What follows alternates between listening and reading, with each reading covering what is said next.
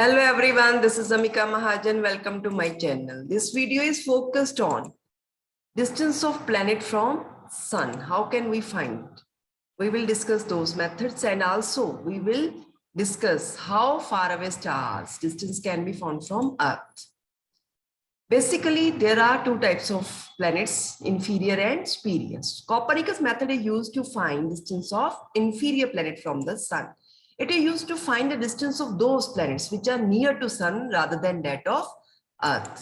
तो ऐसे planets को हम inferior planets कहते हैं. ये inferior planets जो कि sun के as compared to Earth ज़्यादा नजदीक है, ऐसे planets का distance find out करने के लिए यूज किया जाता है ये मेथड. और इसमें सबसे इंपॉर्टेंट क्या है, we consider orbit to be circular. हम क्या करते हैं, we measure the angle between two directions, one planet at earth and then sun at earth. तो हम अर्थ के ऊपर प्लैनेट और सन के एंगल बनाता है जिसको हम एंगल ऑफ इलोंगेशन बोलते हैं, ये मेजर करते हैं. अब होता क्या है कि ये एंगल वेरी करता जाता है, लेकिन जब प्लैनेट के ऊपर सन और अर्थ 90 का एंगल बनाते हैं तो ये एंगल ऑफ इलोंगेशन मैक्सिमम हो जाता है. तो इस वक्त हमारे पास ये राइट एंगल ट्रायंगल है. Now we can apply trigonometric ratios. सबसे पहले हम साइन एप्सिलॉन लेते हैं. What is sine epsilon? It is perpendicular upon hypotenuse. तो परपेंडिकुलर हो गया distance of sun from the planet, hypotenuse is distance of earth from the sun. तो यहाँ पे वैल्यू पुट करने के बाद distance of sun from the planet find out कर लेते हैं, जो कि product of distance of sun from earth with sine epsilon आ गया. But distance of sun from earth it's average distance is 1 astronomical unit.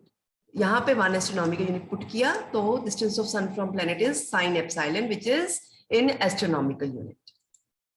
We can also find distance of Earth from this planet. उसके लिए हम क्या करते हैं, cos epsilon लेते हैं, which is base upon hypotenuse. What is base? Distance of planet from the Earth. What is hypotenuse? Distance of sun from the Earth. यहाँ से distance of planet from Earth find out कर सकते हैं by multiplying this cos epsilon with distance of sun from the Earth, which is equal to further 1 astronomical unit. जब यहाँ पे 1 astronomical unit की value put करेंगे तो distance of planet from earth cos epsilon के इक्वल आ जाएगा, जो कि ये डिस्टेंस हमें एस्ट्रोनॉमिकल यूनिट में मिलेगा.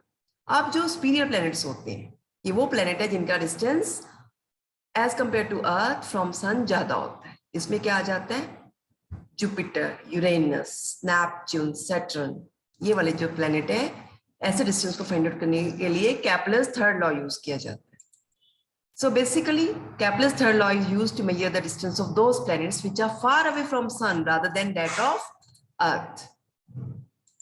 हम क्या करते हैं, यहाँ पे ऑर्बिट को एलिप्टिकल मान लेते हैं. Sun is present at one of these two focus for 6 months. 6 महीने सन इस फोकस पे रहता है, 6 महीने दूसरे फोकस पे चला जाता है. इस एलिप्टिकल ऑर्बिट का एक मेजर एक्सिस होता है और एक माइनर एक्सिस होता है. तो हम क्या करते हैं, मेजर एक्सिस का डिस्टेंस लेते हैं, उसका सेमी मेजर एक्सिस, उसका हाफ डिस्टेंस. ये जो हाफ डिस्टेंस है यही बताएगा distance of sun from the planet. अब बेसिक लॉ क्या है, square of time period of revolution of the planet around the sun is directly proportional to cube of this semi major axis. अगर ये semi major axis ये है तो T square is directly proportional to cube of semi major axis. अब हम क्या करते हैं, हम 2 प्लैनेट ले लेते हैं, एक कोई सुपीरियर प्लैनेट पी और एक अर्थ. अर्थ का डिस्टेंस हमें सन से पता है, जो किसके इक्वल है 1 एस्ट्रोनॉमिकल यूनिट.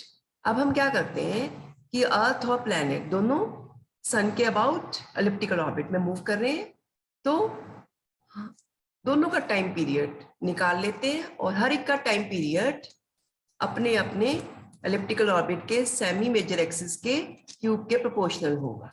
तो हमारे पास ये 2 इक्वेशन आ जाएंगी, हम दोनों को डिवाइड कर देंगे. तो TP square divided by TE square equal to AP cube upon AE cube.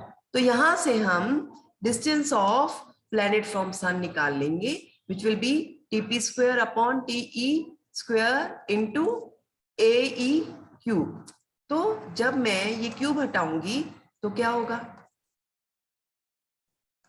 इधर क्यूब रूट लेना पड़ेगा. और साथ में ए ई क्यू क्या बन जाएगा, ए ई।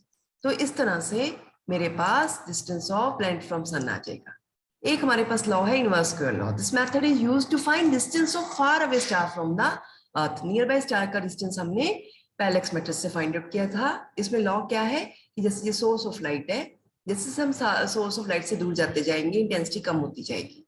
सो intensity of light varies as inversely proportional to square of distance from the source. ऐसा क्यों? क्योंकि जैसे जैसे सोर्स से डिस्टेंस बढ़ता जाएगा, जो ग्लो है वो कम होता जाएगा।